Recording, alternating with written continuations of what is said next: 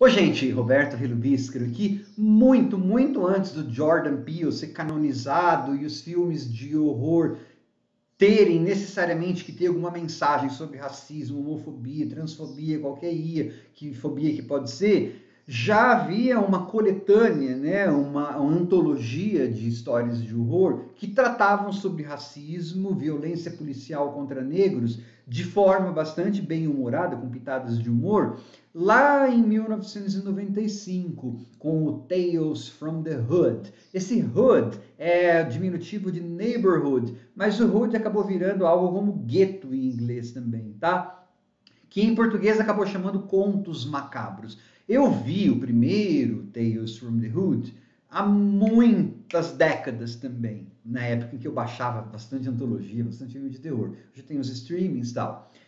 Teve o 2, que foi massacrado, mas eu não vi. E aí em 2019, 2020, saiu Contos Macabros 3, que tem tanto filme de terror que eu acabei não vendo antologia. Só que a Star Plus colocou no seu catálogo e eu vi que tem o Tony Todd, né? Que para nós que amamos terror, ele é icônico, ele é o Candyman e um monte de outros papéis. Aí eu falei, tô pagando isso aqui, vamos assistir, treinar meu inglês e tal, né? Antes de falar sobre, gostaria de convidá-los a se inscreverem no canal Robertando, curtir os vídeos, compartilhá-los. Agradeço bastante. São 4 histórias, como toda antologia, né? O nível entre elas é dispar, ligadas por um fio condutor, que aí é que se tem o Tony Todd. É ele andando com uma menininha por cemitérios, lugares desolados, eles estão fugindo de alguma coisa que é má. E supostamente o Tony Todd está levando a menininha para mãe dela. E então essa menininha que tem 5, 6 anos é que conta as histórias de horror, tá? Você fala, nossa, como que uma menininha de 5, 6 anos sabe histórias de horror desse tipo? Bom, vai ter um desfecho, porque essas antologias, né, eles são 4 histórias, só que acaba tendo a historinha, né, do Tony Todd e dessa menina. Você vai descobrir qual que é a dele, qual que é a dela e tal. E em relação às histórias, primeira coisa que a gente tem que ver é uma produção que foi direto para VOD, né, Video on Demand. Então a produção é bem pobre em termos de grana.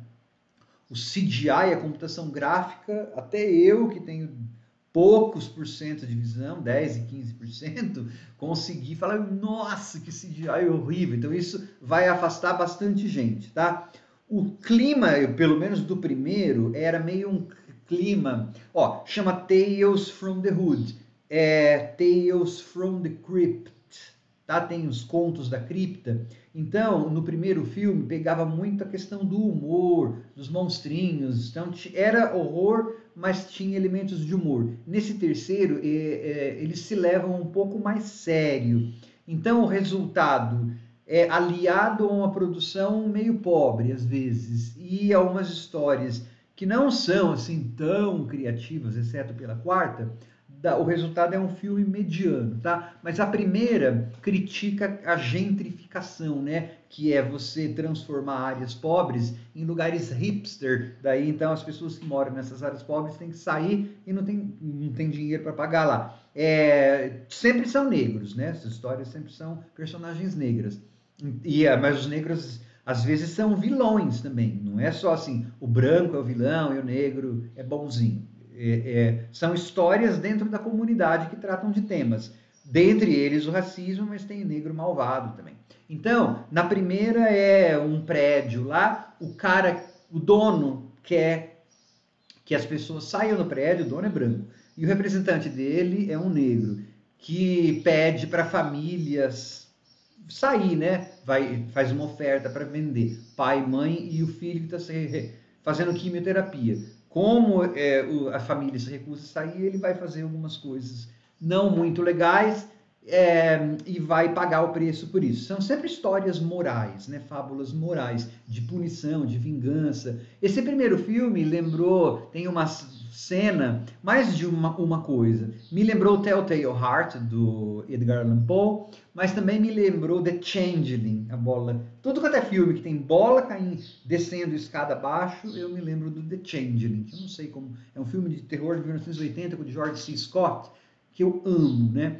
E lembrou Deadly Friend, também, Maldição de Samantha lá, que tem um negócio com uma bola de basquete. A produção deixa a desejar, né? Então, parte do prazer do filme deixa a desejar por causa da produção. E nessa história em particular, eu falei, que esse idiota voltou pro prédio, sendo que ele está percebendo que está amaldiçoado? Mas, enfim, passa.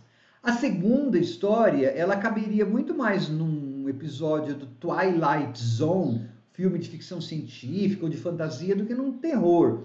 Que aí é um racista caricato, só que muito do que ele fala eu já vi em publicação americana, inclusive pegam erros de vocabulário, né, que gente muito famosa nos Estados Unidos cometeu, enfim.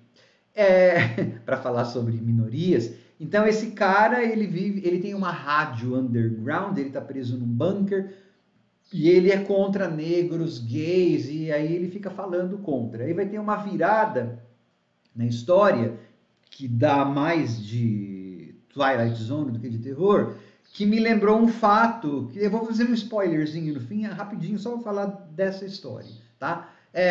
O final é legal, eu gostei do final, mas para quem quer gore, terror, essa história vai ser menos interessante, porque, como eu falei, ele é mais fantasia assim, do que terror, né? A terceira história é de uma cantora de ópera negra que parece Sunset Boulevard, um filme lá de 1950. Tem falei assim, nossa, quem que é? É a Norma Desmond, no personagem lá. Enfim, é uma cantora que ela não teve a sua hora e a vez porque ela era negra. E aí ela contrata uma moça que é aspirante a cantora, e essa moça, aspirante a cantora, vai ter umas ideias não muito bacanas. Só que essa mulher também tem umas ideias que podem não ser muito bacanas. O que será que vai acontecer? Previsível, dá para saber tudo o que vai acontecer. Mas passa o tempo. E a quarta história, que provavelmente é a melhor das histórias, só que eles é a mais bem-humorada, só que eles usam aquele humor escatológico, humor de banheiro. Mas até tem uma explicação, tá? Dentro do contexto da história. É um assaltante muito malvado, que deixa as pessoas mesmo em estado de coma ou mata, da porrada que ele dá para roubar as coisas, até que uma família de uma vítima manda uma maldição para ele, e quando ele rouba a sua próxima vítima, ele rouba uns tênis, um par de tênis dourado.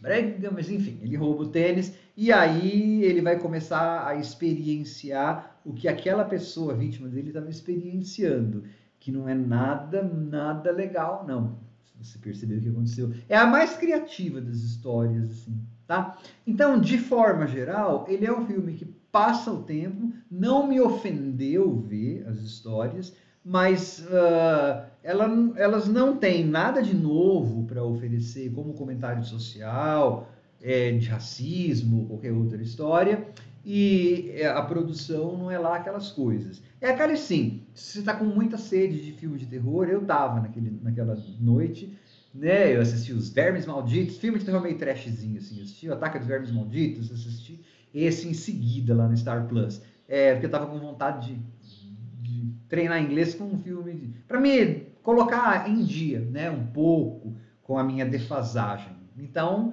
aí serve, mas não é nada assim que seja necessário, tá? Tem muita antologia de terror, especialmente a primeira, This Tales from the Hood, que são bem melhores. Dá para ver, agora o CGI, cada fantasminha mal feito, tem um negócio de anjo lá que também, uau! Mas eles não tinham dinheiro, mas talvez pudesse, né? Ao invés de fazer 4 histórias, fizesse 3, aí o dinheiro talvez desse para você caprichar mais no CGI, tá? Falei que ia fazer um spoilerzinho para falar daquela história da virada que tem na história do cara que tá no bunker. Então eu vou fazer e vou falar a ligação com o tema social que tem, tá? No final das contas, a gente é uma história até otimista, porque a gente percebe assim que no fim esse bunker, na verdade, ele está em um zoológico do futuro, tá? Ele é um racista, supremacista branco e racista e tudo quanto é mais coisa ruim, e ele está num zoológico como uma espécie ameaçada. Por isso que eu falei que né, eles preveem um futuro em que os racistas e esse pessoal quase não exista mais, então virou peça de zoológico. Isso tem uma ressonância com a questão negra, até minha, de albino. No século XVIII, mas antes também já tinha, até XIX, na verdade, até depois um pouquinho da Segunda Guerra, viu, gente, Mundial, existiam freak shows ou zoológicos humanos na Europa, nos Estados Unidos, no Canadá, na Austrália. Negros, albinos, pessoas com deficiências, às vezes eram colocadas nesses lugares, ou em zoológicos mesmo, ou nos tais freak shows, né, shows de anomalias que percorriam o país. E as pessoas pagavam para ver essas, né, e uma dessas pessoas, tipo de gente que ficava nesses zoológicos, eram negros também, em lugares onde não havia muitos ou não havia nenhum. Então, essa segunda parte faz menção, né, gira essa história, colocando um branco como freak show, um branco supremacista.